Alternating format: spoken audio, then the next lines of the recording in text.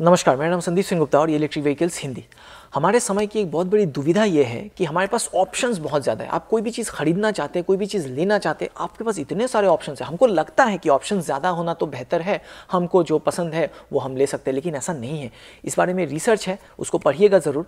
ज़्यादा ऑप्शंस रहने से हमारी स्ट्रेस बढ़ जाती है चुनने में। इनमें से हमको चुनने में हमारी स्ट्रेस बढ़ती है, एंग्जाइटी बढ़ती है। यानी कि अगर आप खाना ऑनलाइन ऑर्डर कर रहे हैं या फिर आप ऑनलाइन कोई सीरीज़ देखना चाहते हैं, आप कौन सा सीरीज़ देखेंगे, या फिर आप कोई मोबाइल फ़ोन खरीदना चाहते हैं ऑनलाइन, तो उसमें जहाँ पे चॉइसेस ज़्यादा बढ़ गए वहीं पे हमें एंग्जाइटी होने लग जाती है। तो उसके बारे में इस वीडियो में क्यों बात कर रहे हैं, क्योंकि ओला ने हाल ही में 85,000 से लेके 1,30,000 की जो रेंज है, इस रेंज में 6 स्कूटर्स लॉन्च कर दिए हैं। अब इन 6 में से कौन सा खरीदे, उसी के बारे में इस वीडियो में बात करेंगे। और देखिए, रेंज के हिसाब से आप उसको अप्रोच मत कीजिए कि हमको ये रेंज चाहिए तो हम ये स्कूटर लेंगे। रेंज से मत देखिए, कंफ्यूज हो जाएंगे। बेहतर होगा उसको परफॉर्मेंस के हिसाब से देखिए। तो ये मेरा अभी पर्सनल ओपिनियन आपको इस वीडियो में बताएंगे और आपसे भी जानेंगे वीडियो के अंत में। तो सबसे पहले 6 स्कूटर्स को 2 ग्रुप में बांटेंगे। पहले ग्रुप डिसाइड करेंगे, एक ग्रुप में तीन करके बांटेंगे। पहले ग्रुप में सारे मिड ड्राइव स्कूटर्स हैं और दूसरे ग्रुप में सारे हब मोटर्स हैं। तो 3 स्कूटर हो गई मिड ड्राइव मोटर में और 3 स्कूटर हो गई हब मोटर में। अब हमें डिसाइड करना है कि हमें मिड ड्राइव मोटर लेनी है कि हब मोटर लेनी है। जहाँ पे हमने वो डिसाइड कर ली, तो 6 में से हमने 3 को हटा दिया। अब 3 में से हम क्या करेंगे, रेंज के हिसाब से हम अपनी स्कूटर चूज कर लेंगे। बहुत ही आसान है। तो अब बात करते हैं मिड ड्राइव मोटर और हब मोटर में अंतर क्या है और कब किसको कौन सा लेना चाहिए। तो सबसे पहले परफॉर्मेंस के बारे में बात करते हैं। एक मिड ड्राइव मोटर इंजीनियरिंग हिसाब से देखेंगे तो काफ़ी बेहतर रहती है एक हब मोटर से। हब मोटर की कंस्ट्रक्शन काफ़ी सिंपल रहती है। तो मिड ड्राइव मोटर जो है परफॉर्मेंस बेटर दे सकती है, यानी कि एक्सीलरेशन, टॉप स्पीड, पावर यानी टॉर्क। तो ये सब यदि आपको चाहिए तो आपको एक मिड ड्राइव मोटर की तरफ जानी चाहिए। और हब मोटर में इसके तुलना में थोड़ी कम रहती है। ऐसा नहीं कि हब मोटर बहुत ही डल है, ओला अपने इसमें हब मोटर डालेगी तो डेफिनेटली वो अच्छा ही डालेगी, लेकिन मिड ड्राइव मोटर की जो परफॉर्मेंस है वो हब मोटर से बेहतर रहती है।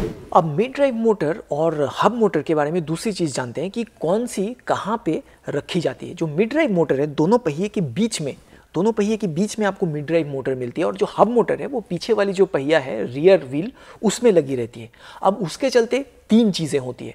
जहाँ पे मिड ड्राइव मोटर दोनों पहिया के बीच में आ गई तो उसकी जो हाइट हो गई, ग्राउंड क्लियरेंस जिसको कहते हैं, मोटर काफ़ी ऊंचे में सिचुएटेड है। लेकिन जो हब मोटर है वो सीधे पहिए में है। तो इससे क्या होता है कि यदि आप ऐसे जगह में रहते हैं जहाँ पे फ्रीक्वेंटली बहुत ज़्यादा बाढ़ आ जाती है, फ्लड हो जाती है, तो जान के रखिए कि हब मोटर पहले पानी में डूबने वाली है और उसके बाद बाढ़ का पानी अगर और स्तर बढ़ता है तब जाके कहीं मिड ड्राइव मोटर पानी में डूबने वाली है। लेकिन हाँ, इसमें ध्यान रखिए, इसमें डरने की कोई बात है नहीं कि हब मोटर पानी में डूब जाती है तो ख़राब हो जाएगी, ऐसा बिल्कुल भी नहीं है। IP67 रेटिंग के साथ आती है और ओला अपने हब मोटर को डालेगी तो और बेहतर ही बनाएगी। लेकिन बस यदि आप जानना चाहेंगे, ये चीज़ आपके जनरल नॉलेज के लिए आपको जान के रखनी चाहिए कि जैसे जैसे फ्लड का पानी का जो स्तर है वो ऊपर चढ़ेगा, पहले हब मोटर डूबेगी, उसके बाद जाके मिड ड्राइव मोटर पानी में आएगी।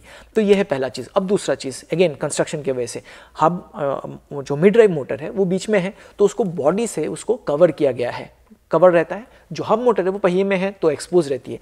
तो अगर गाड़ी गिर जाती है, स्कूटर गिर जाती है, तो मिड ड्राइव मोटर ज़्यादा प्रोटेक्टेड रहती है। लेकिन अगर गिरती है तो हब मोटर में इंपैक्ट होने के चांसेस, ऑब्वियसली क्योंकि वो एक्सपोज्ड है, इंपैक्ट होने के चांसेस बढ़ जाते हैं। तीसरा पॉइंट, अगर आप ऊबर खाबर रास्ते से जा रहे हैं, मोटर का खुद का भी तो वजन है।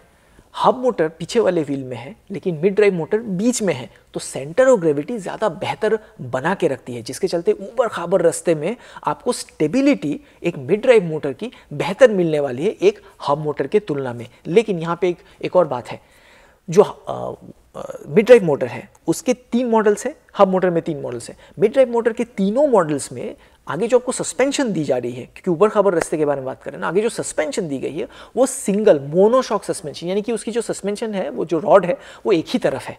लेकिन जो हब मोटर है उसमें जो सस्पेंशन सेटअप है वो जो डुअल जो है, जो कि ट्रेडिशनल जिसको हमें आदत है, दोनों तरफ रॉड दी गई है सस्पेंशन सामने में, तो वो ज़्यादा स्टेबल है। क्योंकि मोनोशॉक सस्पेंशन आपको पता रहेगा, ट्विटर में भी हो गई या फिर काफ़ी लोगों ने कंप्लेन किया है, कुछ लोगों ने ये भी कहा है कि उनकी सस्पेंशन टूट गई है, ओला की जो सस्पेंशन सामने वाली है वो टूट गई है। तो जो ट्रेडिशनल सस्पेंशन जिसमें दोनों तरफ आपको रॉड मिल रही है, सस्पेंशन रॉड, वो ज़्यादा स्टेबल रहने वाली ऊबड़ खाबड़ रास्ते में।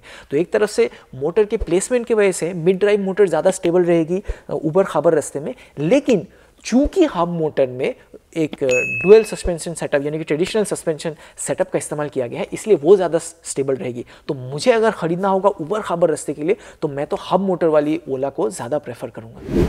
तो यानी कि अगर आपको स्कूटर तेज़ चलाना पसंद है, एक्सेलरेशन के साथ चलाना पसंद है, या फिर आप पहाड़ों में रहते हैं जहाँ पे आपको ज़्यादा पावर, ज़्यादा टॉर्क की ज़रूरत है, 2 लोगों को बिठा के आप पहाड़ चढ़ रहे हैं, उस केस में जान के रखिए कि एक मिड ड्राइव मोटर आपको ज़्यादा बेहतर पड़ने वाली है। लेकिन अगर आपकी डेली कम्यूट एक बेहतर प्लेन रोड में होती है, आपको आसपास बाज़ार वगैरह जाना है, या फिर आप बहुत रिलैक्स्ड, बहुत काम वे में चलाते हैं, आपको एकदम ओवरटेक्स वगैरह इस तरह से स्पीड में नहीं करना है, तो फिर हब मोटर आपके लिए बेहतर रहेगी, क्योंकि उसी कीमत में आपको रेंज ज़्यादा मिल रही है। लेकिन इसका ये मतलब नहीं कि आप पहाड़ों में अगर रहते हैं तो आप हब मोटर चला नहीं सकते हैं। मैं खुद पहाड़ों में रहता हूं और मैंने एक हब मोटर वाली ओला को बुकिंग की है, तो मैं क्या करूँगा, पहले टेस्ट राइड करूँगा। अगर मैं जिस पहाड़ों में रहता हूँ वहाँ पर अगर ओला की ये हब मोटर आराम से पिकअप ले लेती है, तब मेरे लिए हब मोटर ही बेहतर है, क्योंकि रेंज ज़्यादा मिल रही है। तो एक बार आपने डिसाइड कर लिया कि आपके लिए मिड ड्राइव मोटर सही है कि हब मोटर सही है, उसके बाद आप उस कैटेगरी में जाइए, वहाँ पे आपको 3 ऑप्शंस मिलेंगे,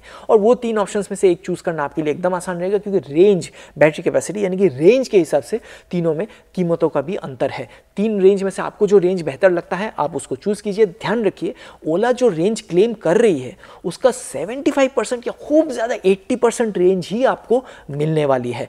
तो उस हिसाब से यानी कि अगर ओला अगर कह रही है कि 100 किलोमीटर की आपको रेंज मिलेगी, तो आप समझ सकते हैं कि आपको 75 या 80 किलोमीटर्स की ही रेंज मिलने वाली है।